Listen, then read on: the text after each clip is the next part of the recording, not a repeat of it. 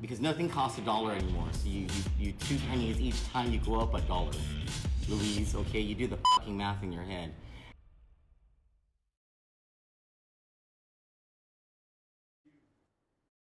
Hi. Are we on? Oh, okay. So, today we're 32 days brining. Rendrati Salas-Santiago, publisher of the PDN, refused to publish a story which has significant meaning tonight.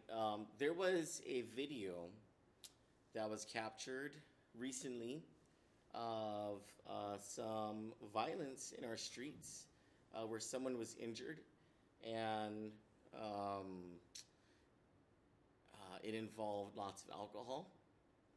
And I'd like to play that video for you now. That's all. Union, which exposed the exploit. World Star! World Star! World Star, motherfucker! World Star! Woo-hoo! World Star! Yo, World Star! World Star!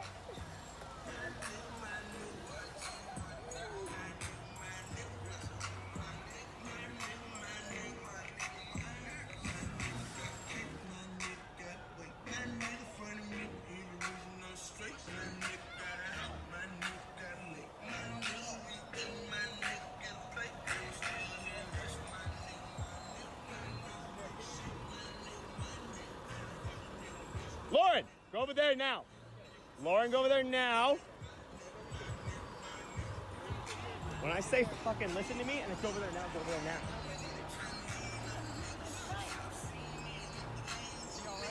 He's hurting. Okay, yeah, that ain't cool, bro. You gotta chill here, man. Yeah. You gotta wait here. You gotta sit right here. Right here, man. I got his key, don't worry. You gotta wait here. Okay? All right, your number, I got everything. I'm undercover. You gotta stay here. You gotta stay here. Yeah, we're fine. Get out of the car, man. I got it. Please, get out of the car. No. Get out of the car, please. Has someone called the cops yet? Or? You. Get in park. Yeah. Please get out of the car. Yo, he kept walking. Please get out of the car. The purple light. I stretched him out. Hang on, wait. Get him out.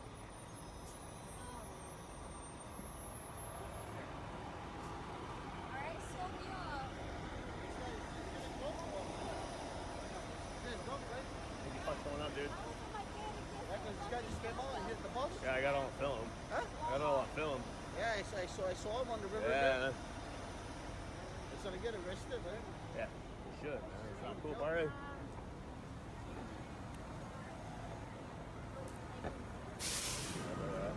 Now, you may have thought that I was talking about another video, and let's play that for you now. Are we on my screen?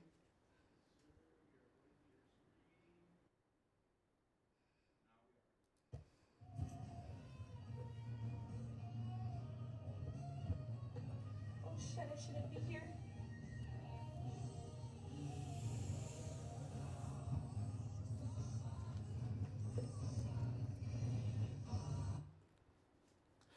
So, we have two instances.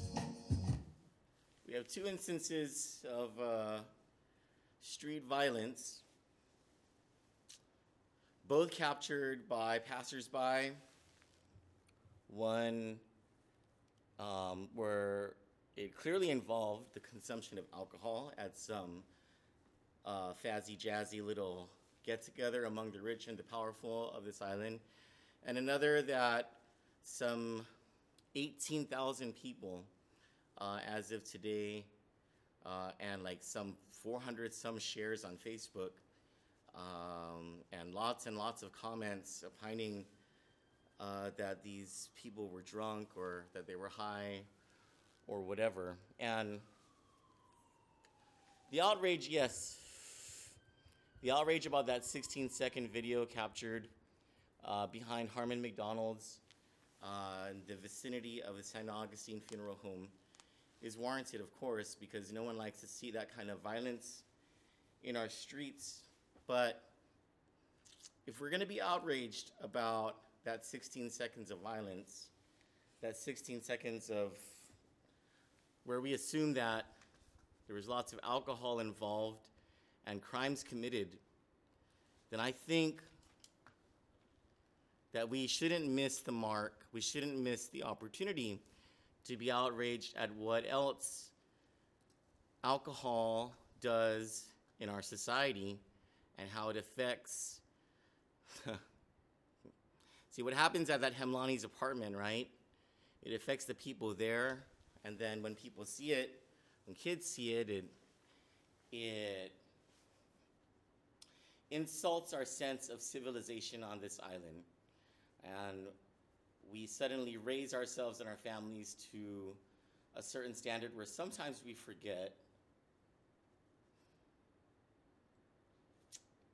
how emaciated our morals are and have been by the very government, the very people in power who set the rest of us to a standard that they don't themselves abide by. And I want to show you pictures, lots of pictures of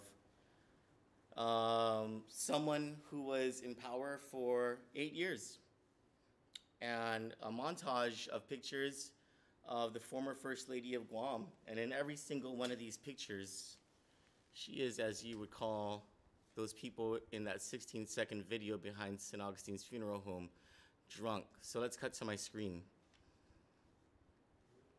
Are we there? Here's former First Lady Christine Calvo singing on a stage drunk while she was the First Lady. Oops, wrong way. Here she is giving a speech drunk as the First Lady. Here she is praying drunk as the First Lady. Here she is probably about to muta after a speech drunk as the First Lady. Giving a speech at a construction site drunk as the First Lady. Another speech drunk as the First Lady. Doing a commercial drunk as the First Lady. Gosh, these are so small. Can we enlarge that? Let's enlarge that. Well, there she is drunk as the First Lady. Oh, there's crystal methamphetamine Schnabel, probably high in that picture. Christine Calvo's best friend, and someone who had lots of influence in the government while the government of Guam was being run. Oh, here's Christine Calvo clearly drunk off her fucking ass at a charity ball as the First Lady. Oh, there she is. That's not a drink she's holding, but that is a piece of glass she's holding, drunk as the First Lady. Oh, another diva picture, drunk as the First Lady. Look at that. Holy shit, she's tossed. You see that money shot right there? That, my friends, is not water. That's a vodka. Straight up, not even on the rocks. There she is again imbibing.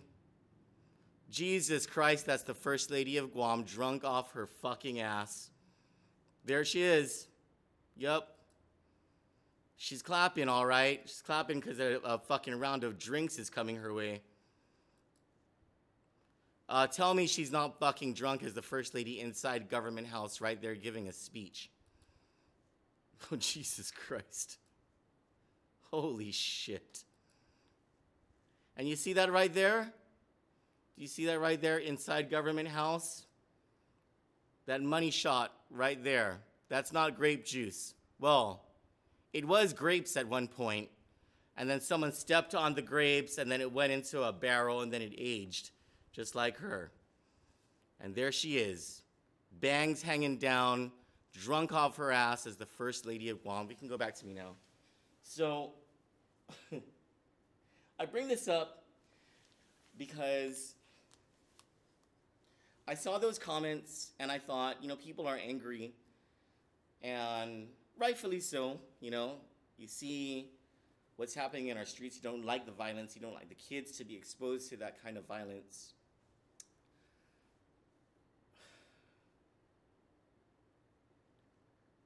And some people started to take it out on the Chukis. There were lots of comments about, deport them, send them back to where they came from. That's all they're good for is getting drunk. The comments kept coming. And Okay, I get it. I get it. But if we're going to be angry about that, what we need to do is redirect that anger, because this problem of right and wrong in our society, it ain't necessarily Chukis versus the rest of Guam or Chukis versus Chamorro, because no matter what race we come from, every race has its sins. Every race has its misfits. It just, I guess with these things that happen at Himlani's apartments, it's exposed. These people, they put it out there. They're pretty fucking transparent about their transgressions. They're not hiding it from the world. But here we've had, for several years, for several decades on this island, people in power acting like they're better than everybody else, yet they commit the most heinous crimes against us. Crimes that has directly affected your children, your grandchildren, your unborn generations of progeny. Getting drunk off their asses, in office, in places of government business that your tax dollars pay for, making decisions while they're drunk or they're high, inciting violence sometimes, inciting racial tensions, divisions, class warfare. Yeah, there is class warfare. I'll tell you that, because the real fight shouldn't be between races. It needs to be to expose, in the fight to expose the corrupt and the 1% who like to straddle themselves on top of us and put us down and bring us down and try to convince us that, you know, those Chukis on the streets at Himlani's apartments, they're the problem, when really that's a symptom of the problem. The problem is the people at the top who conduct themselves illegally, who plunder from the people, who steal, who through their greed accept bribes, who create policy that is harmful to the rest of us, but they don't give a damn as long as they get paid, as long as their contract gets in, as long as their family gets something good. And we see it more and more every day, and it's not just the Calvos. Look at this expose we're doing on Amanda Shelton and how she's on the take for gambling money and how she's protecting gambling interests. What's the bill that just passed that she just voted for? A fucking gambling bill. Yeah. And what did she vote against? An adult use cannabis bill. Why? Because she has some sort of moral backbone or something, yet that backbone just dissipates when it comes to gambling. She talks about what families want, you know, what families need. Families don't fucking want or need a goddamn Liberty machine or game room. Families don't want or need a drunk first lady who imposes herself upon her husband to make decisions that are not in the best interests of the people of Guam, or an entire family who imposes themselves on their relative who is the governor to make decisions that are financially lucrative for that family. That's what's wrong with society. And so it would be nice if we can replace our anger, which I get it, we should be angry about that violent outburst at the Himlani's apartment, but let's also be angry with the slumlord conditions that they live in. Let's be angry with Mr. Himlani, who just creates the conditions for which these people who live in these slums have to deal with each other. It makes you wonder who wouldn't get angry, who wouldn't have tensions if they had to live in squalor like that. You know? Is it necessarily that they're Chukis? I don't even know if they're Chuukese, but I guess that's the going theory. Is it necessarily that they're from the outer islands? Or is it more so that they're poor? They don't have much. And many of us have been there. Many of us know what that's like. Many of us ourselves have been violent. It just wasn't exposed that way. Lots of stuff isn't exposed. Like the 1%. And how their corruption, it's fucking hot in here. Let me just take this shit off. Fuck. I always have this goddamn problem. Sorry, fat boy status. So,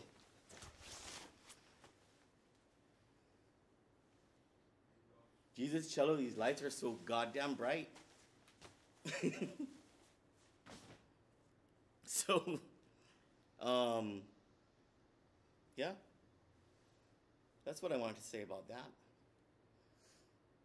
What I wanted, and how I wanted to connect it to tonight's main topic about the abduction.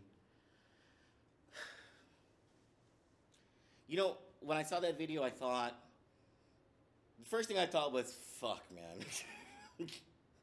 Fucking. Someone said Planet of the Apes. People acting like animals out there. Yes, they were acting like animals out there. Yes, they were. But then the second thing I thought was, well, they don't give a shit if people see it. Just right out there. Someone pissed someone off. Someone got a machete.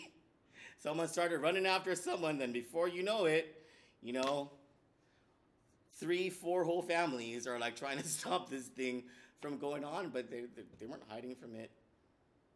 They weren't pretentious about it. And every time we hide from something, every time we pretend that something that's bad that is happening isn't actually happening, it ends up as something even worse. This has a lot more to do about how all of us can be stewards of a better Guam by not being silent. I was looking up some of the more sensitive cases of silence on this island, and how silence led to the loss of some wonderful life. And, these are people who the 1% just don't give a flying fuck about, I swear to God. And as I looked up, I remembered this case of Hermie Pangilinan Santos. I don't know if you remember this. This was back in, I believe it was 1999. So I have my notes somewhere here.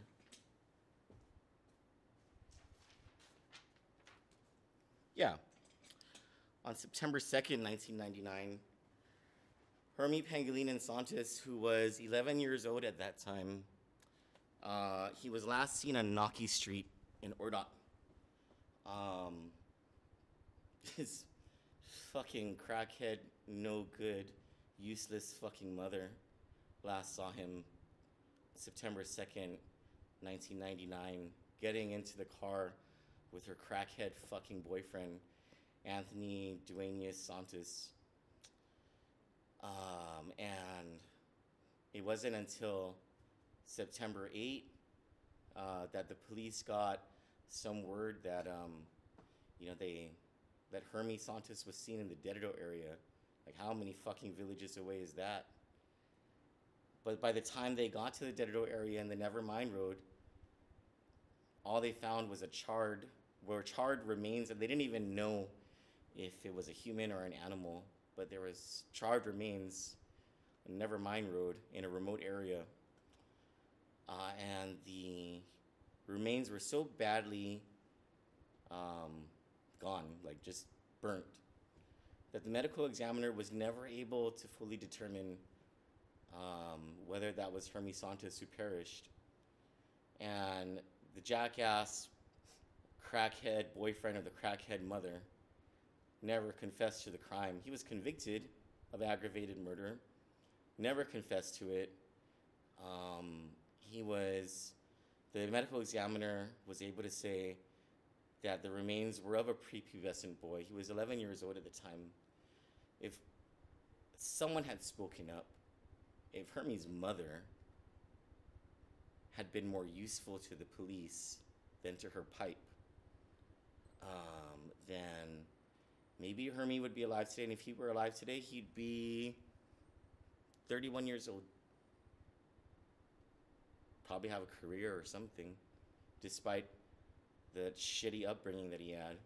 But his life was ended at 11 years old in the year 1999 because of silence.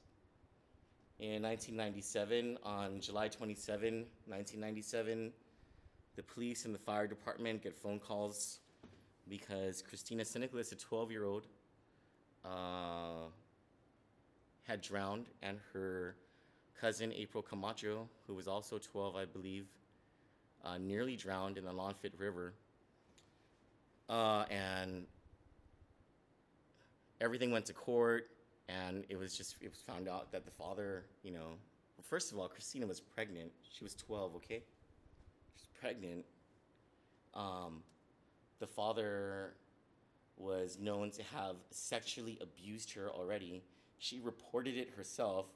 Her useless fucking mother didn't do a goddamn thing and kept everything hush-hush, Because we want to be hush-hush. Look, before we point out the log in another culture, before we point out the splinter in another culture's eye, we need to look at the log in our own. Because in this hush-hush society that we had, Christina Siniclis, because of the hush-hushness of her stupid fucking mother, and how she didn't want to confront the reality that her daughter was being abused by her daughter's father, by her husband. He ended up drowning her in the Longfit River. There was a full confession on tape that Bernadette Stern at the time got from Donicio Siniclis, the father, who fled to Rhoda. And this woman, this young girl was failed every single step of the way by everybody in this life. Nobody loved her. And when her life ended, the justice system just wasn't fucking there. Everybody failed her, from the police to the fire department to the courts, even up to now. I looked at the silent witness list. Christina Siniclis says they forgot to put her name on it. She's just forgotten. Like she didn't even fucking exist. And she's a 12-year-old girl in 1997 when she perished from this earth, and fucking almost nobody gave a damn. She would have been 34 years old today. I'm sorry, she would have turned 34 this July. There are others. There are others who, through silence, through the culture of silence in our community, perished. There's Michelle Limtiaco, who was crying out for help herself. Stabbed several times, battery acid poured into her eyes when they found her. She was so badly decomposed that her body was more like gel-like, and it was black. 1996, she was 31 years old, left behind a son and a daughter. Therese Crisostomo and her daughter Erica Aquino, on September 29, 1997, Erica was just 7 years old when her father shot the back of her head off as she ran away from him by crawling underneath a bed. He pulled her out and shot her in the back of her head with a shotgun. She would have been 29 years old today. Lourdes Constantino Malo from Santa Rita, her husband stabbed her several times before she died in her home. That was on October 1, 1999. Terry Chiguina, she was 13 years old when on July 1, 2009, her mother's dumb shit boyfriend beat the mother and Terry, who was 13, with a baseball bat until they both died. Carlos Quirigua, on May 29, 1988, his 42nd birthday, was stabbed several times in the chest and the abdomen by his girlfriend. Died on his 42nd birthday. There are so many cases of violence that, sometimes is drug-induced, many times it's alcohol-induced, domestically related. All of it could have been prevented if someone said something. All of it could have been prevented if people weren't pretending to be something that they weren't. We stopped pretending that people don't have problems, that we don't have problems, that we all need to face.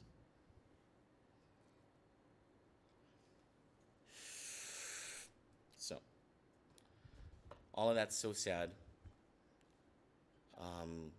Send prayers to all these people and to the families they left behind who still grieve for them. Especially to Christina Siniclis, who apparently her family fucking sorry-ass excuses for human beings. We have an opportunity now to do something on Thursday morning at around 6:30 in the morning. There was an abduction of a child, and according to police, at around 6:30 in the morning, a girl was walking behind the Docomo building in Tumuning when she was abducted by an unknown man. And shortly after 7 a.m., this girl was located near Tumuning Elementary School. The only information that we have about this man is that he may be Caucasian or Chamorro. He has short black or gray hair, dark eyes, light skin. He is older. He's between the ages of 40 and 50, according to the account by this girl. He is between 5'6" and 5'8" and weighing 140 to 165 pounds. He was last seen wearing a black baseball cap, brown sunglasses, green t-shirt, black and blue cargo shorts. Now, it said that the girl was unharmed when she was found. I don't know exactly what unharmed means, but the police also are investigating this guy for kidnapping and CSC, criminal sexual conduct. I'm not sure if that means that they're investigating to find this guy because he kidnapped and molested this girl who was abducted, or if there is some other case that they believe this guy is connected to from a previous kidnapping and CSC. But why don't you guys all help me out here? Let's try to put this together.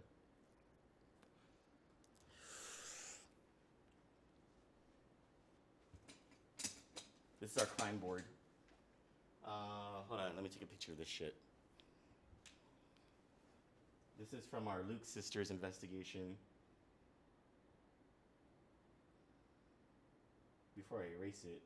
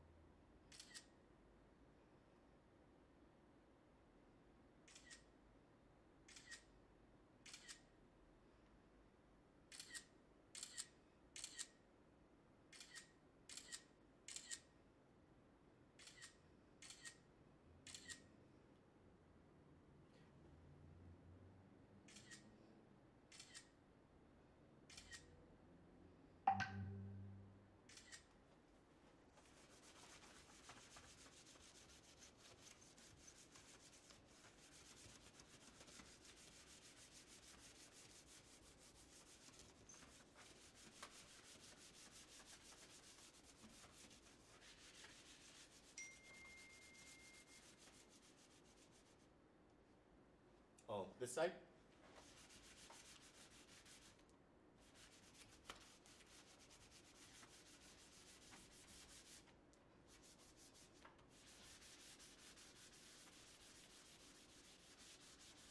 Christ, you guys wrote so hard on this.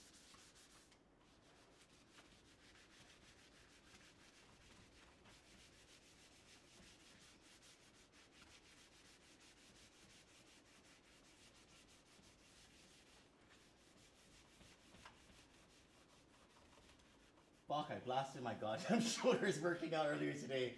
This shit hurts. Fucking A.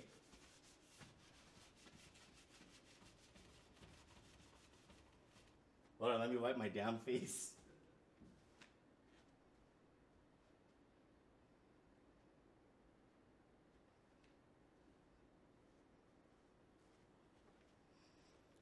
So, okay. First of all, what do we know?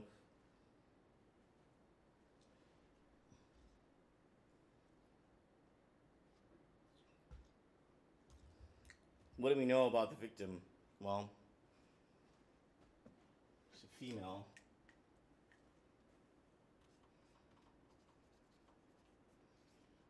She's a minor. She was abducted around 6:30 in the morning behind the Docomo building.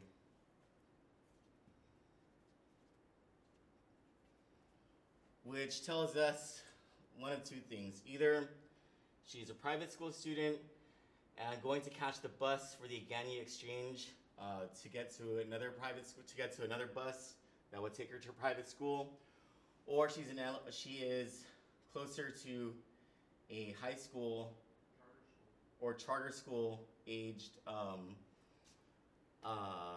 victim. So really, the range of ages could be anywhere from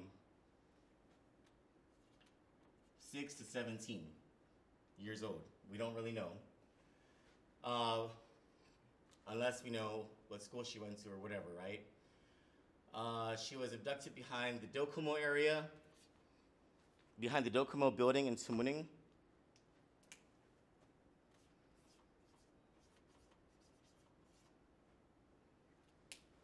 Docomo, you can always count on them to have like nothing work, including the security cameras behind their building.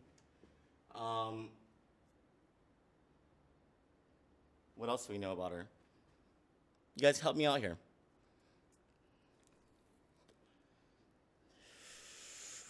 She was located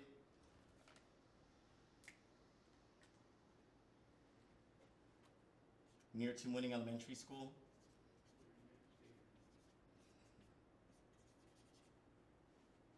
Around 7 a.m., about 30 minutes later. Now, the first thing we should think is this is a predator, a child predator.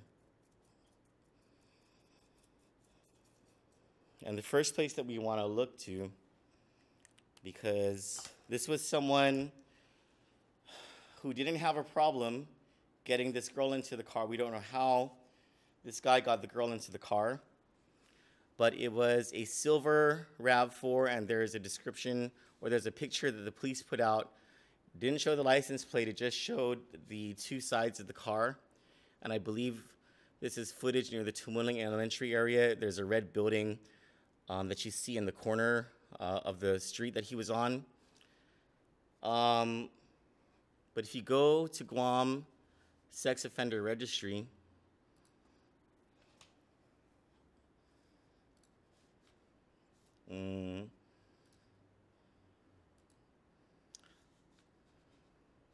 let's go to my screen. Just Google Guam Sex Offender Registry. Let's see what comes up.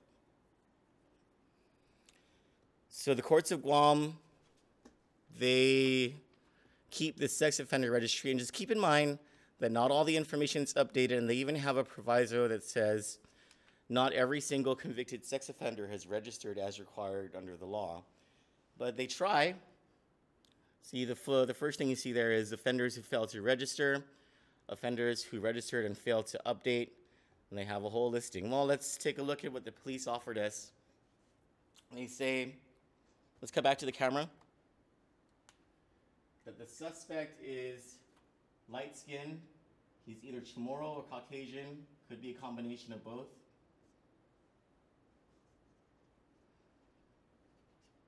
Did I spell that right?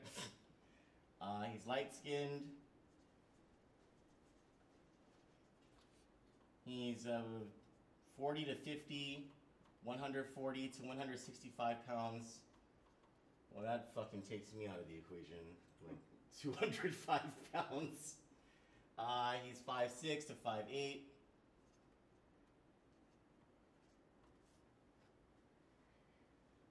And for some reason, he was at 6:30 in the morning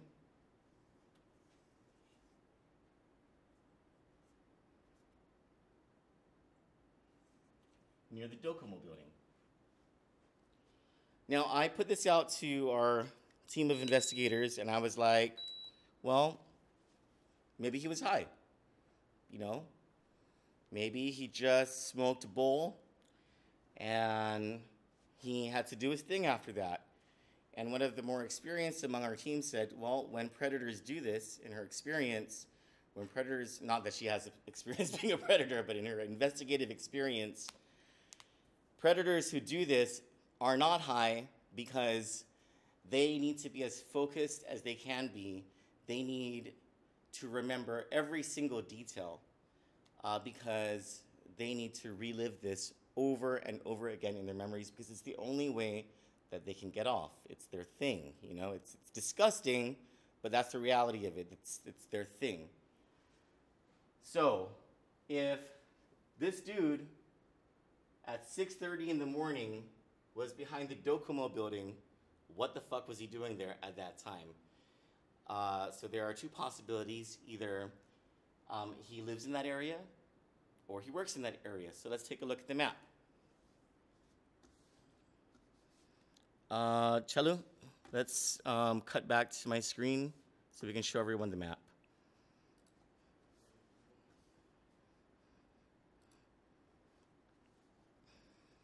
So here, I'll enlarge. This is East Agania Bay right here. That is where Steve Kasperbauer has ripped up the entire bay and made it dead because of his jet skis. That's another subject we'll get to. Here's, the fuck is this hotel called where Madeline Bordallo lives? Alupang Beach Condominiums, right here. This is the old, This is the old Blockbuster Video, right here. This is Asia Plaza. This is NCA Beauty Salon. Right here is a grab and go in this building. Here's the entrance. This is Docomo. This is the Docomo building. Here's the entrance to that area from Route 1. It's called Charles Torres Street.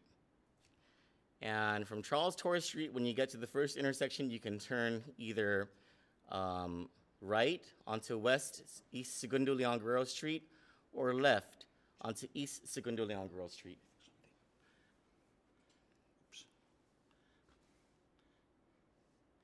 Oh, hold on one second. We're making sure we have technical integrity here.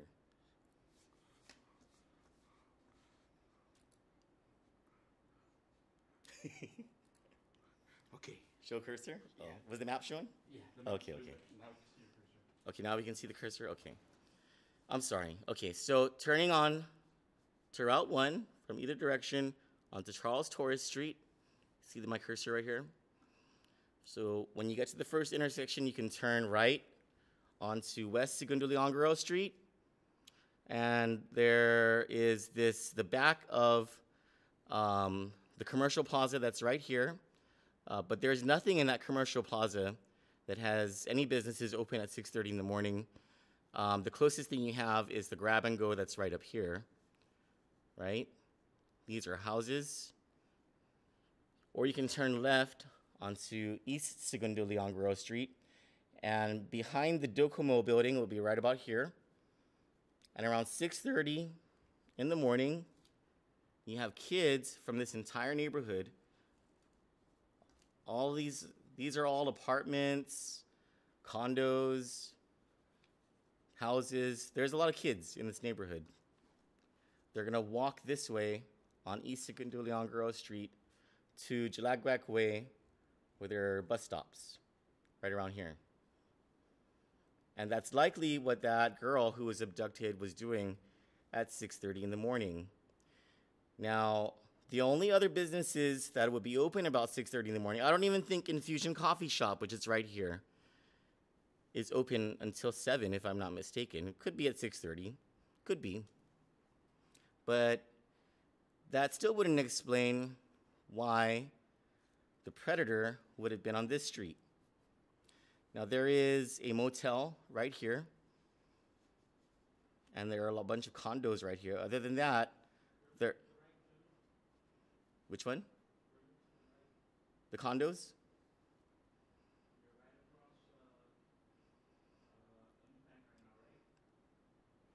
No. No, this is at the bottom. This is near the cliff line. Yeah. So near the cliff line... Near the cliff... Cello, my finger won't show on the screen. Near the cliff line, where you guys see the cursor? Okay. So there's a motel right here. That's the only possible explanation if a person was getting off of work around this time for someone to travel onto Charles Torres Street and then hang a right here onto East Segundo Leon Guerrero Street, pick up that girl, and then jet off. Unless they were coming from Pizza Hut, which wouldn't have been open until 10 a.m. and is closed down anyway. Or maybe even the massage parlor that's right here. But if this dude was done at the massage parlor, which probably wouldn't even be his thing because he likes little girls or little boys, either one, it doesn't explain why he would go down this street, come this way, and pick up the little girl around here, right? Oh, the cursor's not showing? It is, but it's tiny. Oh, the cursor's tiny? Yeah. Shit, I'm so sorry. Okay, well, anyway. Fucking technical difficulties. So anyway, the point is that this motherfucker likely lives in this neighborhood. Let's come out of this. I would do a search. Now let's go back to my screen, Cello. And we'll do another search for Guam sex offender registry plus, let's try Charles Torres Street. And the first motherfucker that comes up who happens to live at 149 Charles Torres Street, number 210, is Leonard James Parker. Now, I'm not saying that this is the dude, okay? But he does like green, apparently. That's his picture. He is on parole in 2015. On December 21, 2015, he was convicted of second-degree criminal sexual conduct as a first-degree felony and terrorizing as a third-degree felony, 1 count each. The female victim was 7 at the time of the crime. He's 5'11", 210 pounds. His profile was last updated March 1, 2019.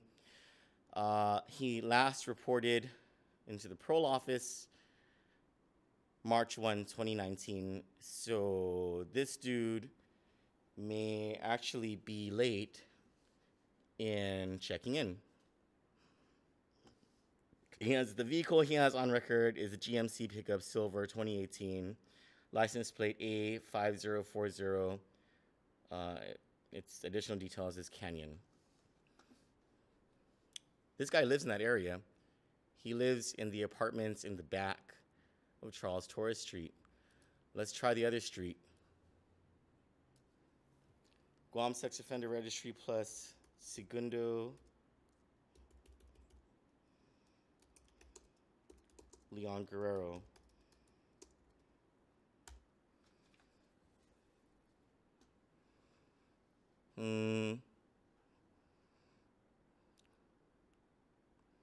We found something. Hold on. It's not showing there, but wait.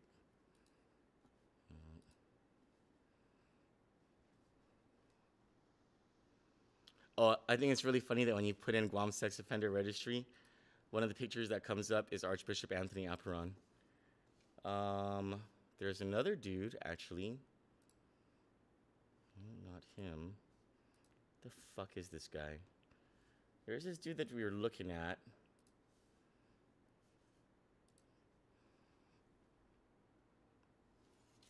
Anyway, there was someone who lives on, it's not coming up right now. I think I closed the tab earlier, but he lived on Segundo Leongoro Street in the area behind Docomo. The last check-in he had was in 2015, but when we were doing more research on him, it showed that he got married in Vietnam recently and may not be on island anymore, but we're just not sure. One of the problems with the sex offender registry is it's not regularly updated, and so it's kind of difficult to tell whether somebody is on Guam or is not on Guam.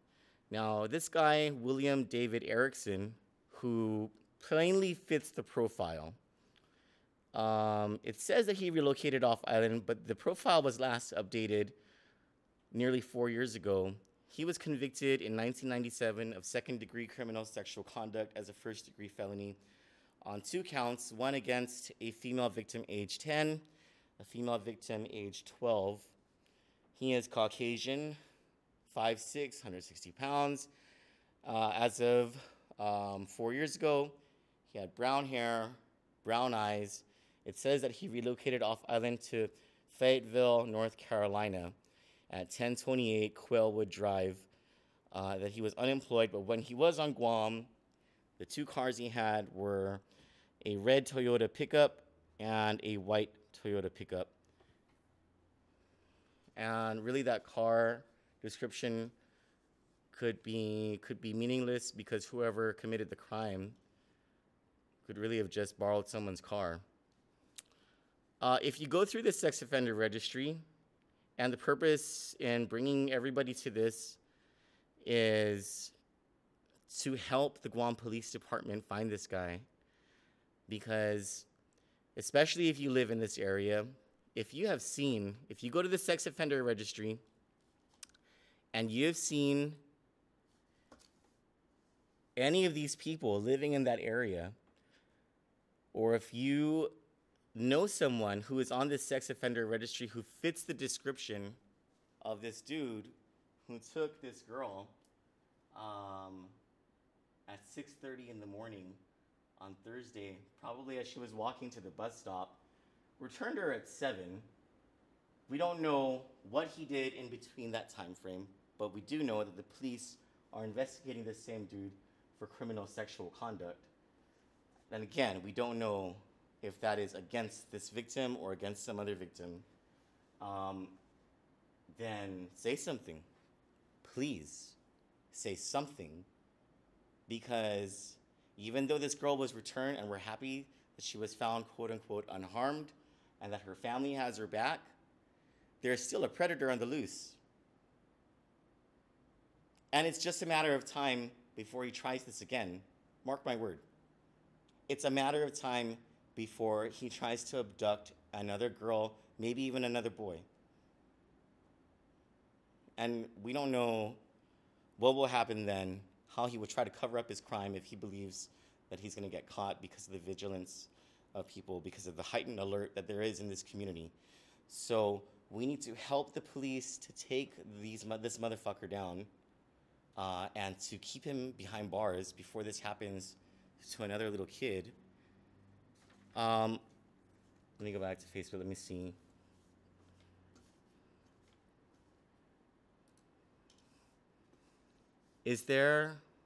I'm looking for comments. Holy shit. 25,900 people looking at that 16-second video. Jesus Christ. Are there any... Please, if you guys have any ideas, anything that we're not seeing right now, put it on the comments. Help each other out. Help us out. Help the police to figure this out, and let's get this guy behind bars sooner rather than later. He's gonna strike again if he's not caught. So be vigilant.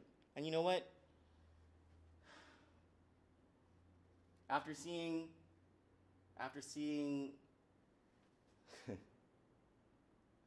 all those videos and pictures of, you know, the worst in our community, and after me telling you about, reminding us about some of those who've perished because we lacked vigilance in the past or we turned a blind eye to something. I know it's Saturday night, but tonight, why don't we just all stay home? Why don't we just cap all the bowls, put away the ice pipes, all the beer bottles. Don't go out. And just hold your kids. I don't have kids, but that's a different story. But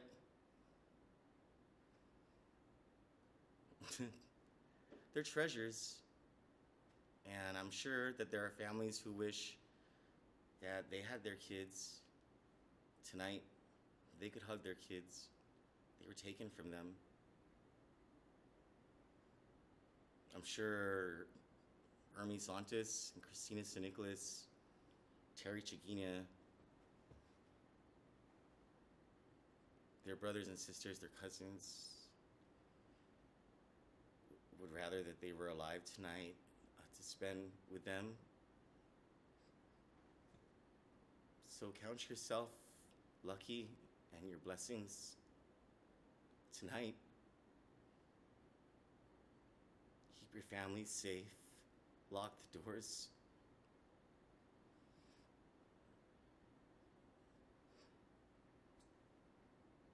Hold them near and dear, and be an example to them. Let them know that you're going to protect them. That goodness that you want to expound, all that bad that you want to take away from this world. As you see that 16-second video at Hemlani's apartment, fine. Turn that into the goodness that you want to see for your family, and be with them tonight. And hold them. Watch some videos or something.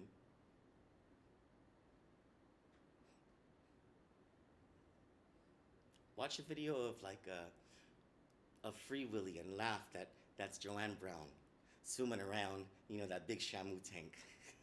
Just have a great Saturday night, everybody. That's all. That's all. Union, which exposed the That's all. exploitation. That's all. That's all. That's all. That's all. That's all.